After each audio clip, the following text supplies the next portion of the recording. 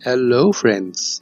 I am sure आपको ये बात तो पता होगी कि इसी साल इंडिया ने ऑस्ट्रेलिया से दुनिया के सबसे बड़े क्रिकेट स्टेडियम का खिताब छीनकर खुद हासिल कर लिया है। डन। मगर क्या आप जानते हैं कि एशिया का दूसरा सबसे बड़ा एयरपोर्ट भी भारत में ही बन रहा है? आपको गर्व होगा। एयरपोर्ट के साथ साथ भारत में अंडर वाटर ट्रेन तक बनाई जा रही है। साथ ही बन रहा है दुनिया का सबसे ऊंचा मंदिर, जहां आपको साक्षात श्री कृष्ण जी की लीलाओं के लाइव दर्शन होंगे। ऐसा लगेगा आपको कि मानो भगवान विष्णु के वैकुंठ लोक में ही साक्षात पहुंच गए हो। आइए आज आपको बताते हैं भारत के उन 5 महा प्रोजेक्ट्स के बारे में, जिनके पूरा होने के बाद दुनिया की नजरों में भारत की इमेज और भी ज्यादा चमकने लगेगी।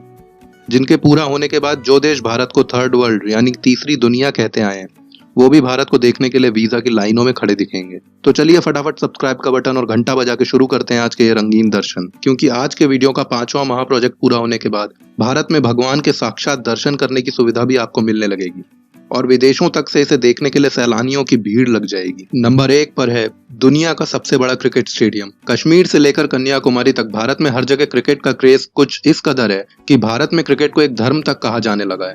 भारत ने दुनिया को कई सर्वश्रेष्ठ क्रिकेटर दिए हैं। अब आगे तो और भी बड़ी लाइन लगने वाली है। जरा सोचिए कैसा लगेगा आपको अगर आपको दुनिया के सबसे बड़े क्रिकेट स्टेडियम में बैठकर क्रिकेट देखने का मौका मिले, तो जहां आपके चारों तरफ लाखों लोग बैठे हों और सभी अपने फेवरेट खिलाड़ी के लिए चीयर कर रहे हों, दुनिया भर के टीवी चैनलों के कैमरे आपको कवर कर रहे हों।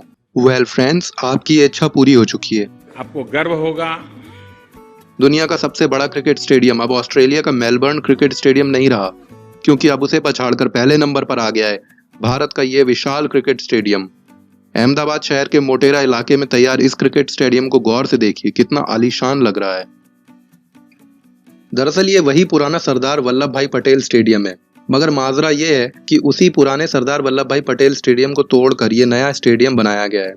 ये स्टेडियम पहले 50,000 दर्शकों को बिठा पाता था, लेकिन ये पहले के मुकाबले अब दुगने दर्शकों को आराम से जगह दे सकता है। 1,10,000 से ज्यादा दर्शक इसमें आराम से बैठकर मैच देख सकते हैं।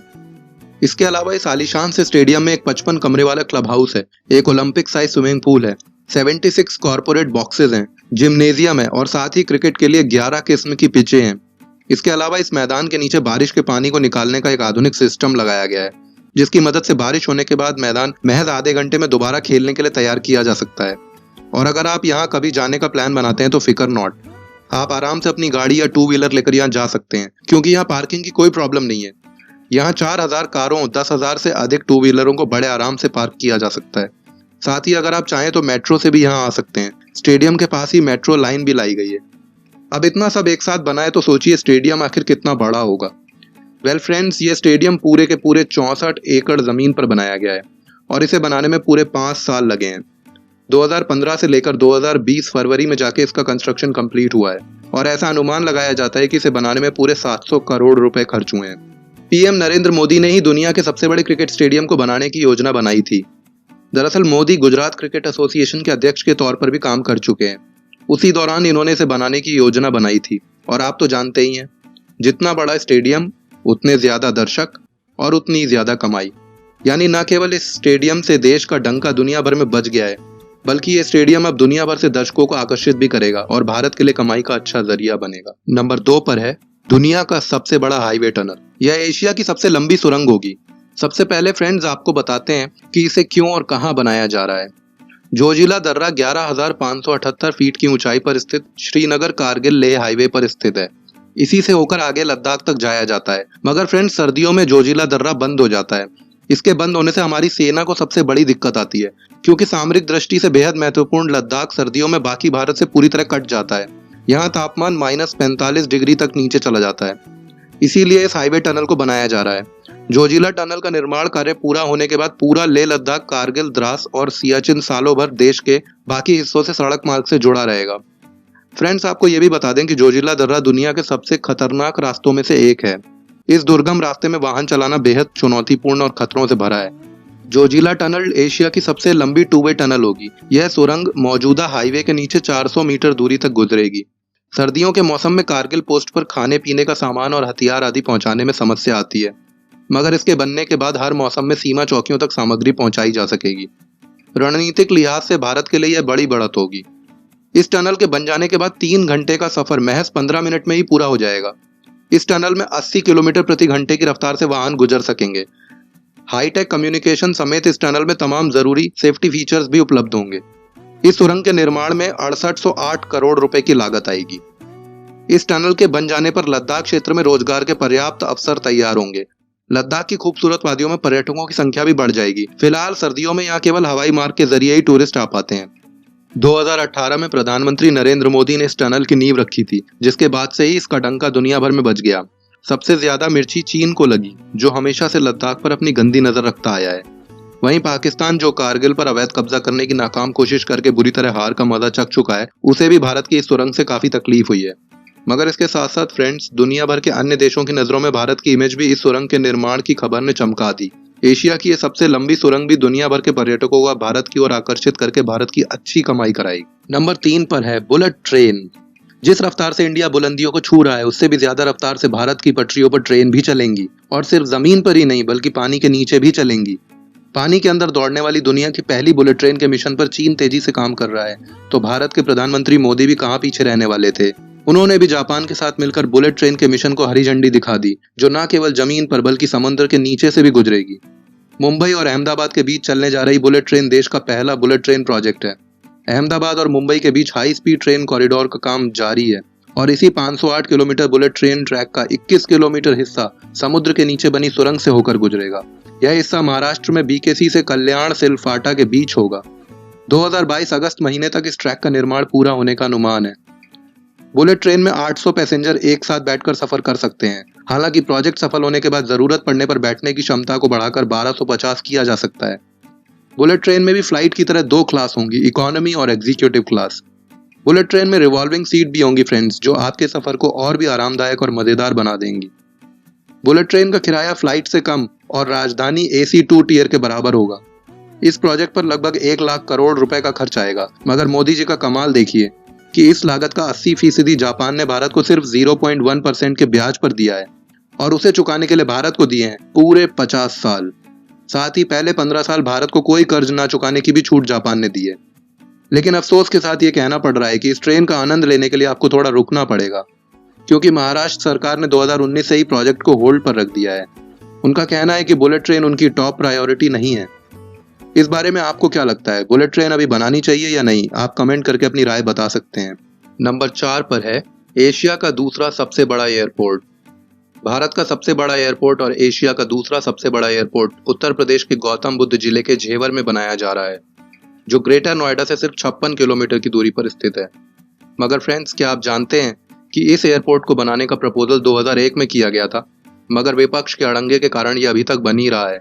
दरअसल झेवर एयरपोर्ट दिल्ली के इंदिरा गांधी इंटरनेशनल एयरपोर्ट से सिर्फ 72 किलोमीटर की दूरी पर बन रहा है, और विपक्ष का कहना था कि यह इंदिरा गांधी एयरपोर्ट की ट्रैफिक और रेवेन्यू जनरेशन को काफी कम कर देगा। पर 2014 में मोदी सरकार आने के बाद इस पर काम होना शुरू हो गया। अब बस आने वाले सिर्फ 4 सालों में ये प्रोजेक्ट पूरा हो जाएगा। ये पूरा प्रोजेक्ट करीब 5000 एकड़ में फैला हुआ है, और इसमें लगभग 6 से 8 रनवे बनने वाले हैं। इसका नाम नोएडा इंटरनेशनल एयरपोर्ट होगा। ये एयरपोर्ट इतना बड़ा बनेगा कि इसका निर्माण 4 फेज में किया जाएगा। पहले फेज के पूरा होते ही यहाँ से हर साल लगभग 1 करोड़ लोग यात्रा कर पाएंगे। दूसरा फेज पूरा होने के बाद यहाँ से 3 करोड़ यात्री सालाना यात्रा कर पाएंगे।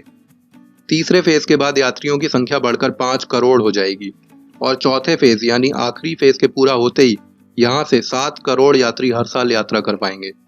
इसी के साथ ये एशिया का दूसरा सबसे बड़ा एयरपोर्ट तो बनेगा ही, साथ ही दुनिया का 5वां सबसे बड़ा एयरपोर्ट होने का भी खिताब अपने नाम कर लेगा। इस विशाल एयरपोर्ट के निर्माण की खबर ने सारे विश्व का ध्यान भारत की ओर खींचने का काम किया है। दुनिया में भारत की धाक इस एयरपोर्ट के निर्माण के बाद और भी ज्यादा बढ़ जाएगी। नंबर 5 पर है विश्व का सबसे ऊंचा मंदिर। भारत के कल्चर और धार्मिक विरासत को भारत और दुनिया के बच्चे बच्चे को समझाने के लिए भारत में 1 या 2 नहीं बल्कि कई बड़े कृष्ण मंदिरों का निर्माण किया जा रहा है।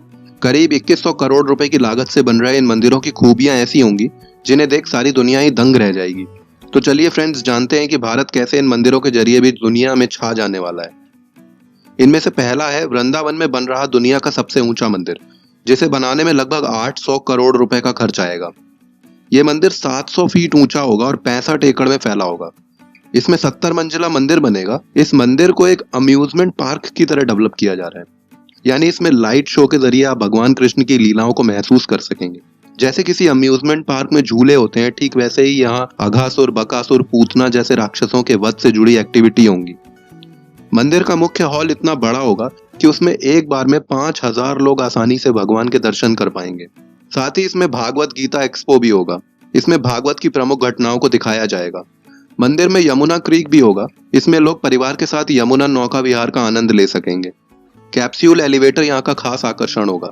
इसमें बैठकर लोग काफी ऊंचाई तक ऊपर जाएंगे और ब्रह्मांड के विभिन्न पहलुओं को जान सकेंगे।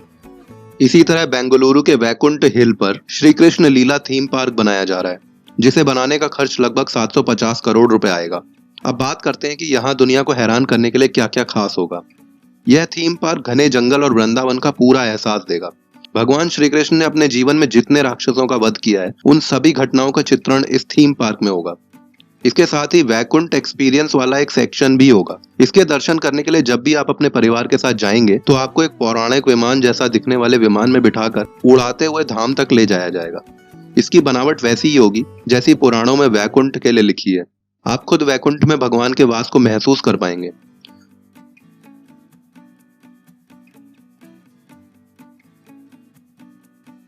मंदिर में 5000 कारों की पार्किंग की व्यवस्था भी होगी। मंदिर के परिसर में एक हेलीपैड भी बनाया जाएगा।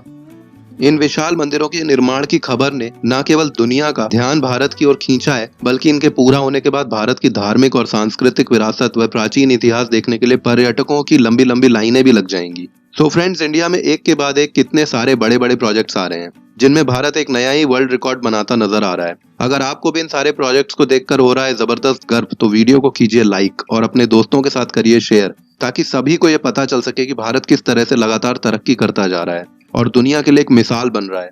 अगर आप नहीं हैं इस चैनल पर तो सब्सक्राइब करके घंटा दबाना ना भूलें, ताकि आगे आने वाले किसी भी वीडियो को आप मिस ना कर सकें।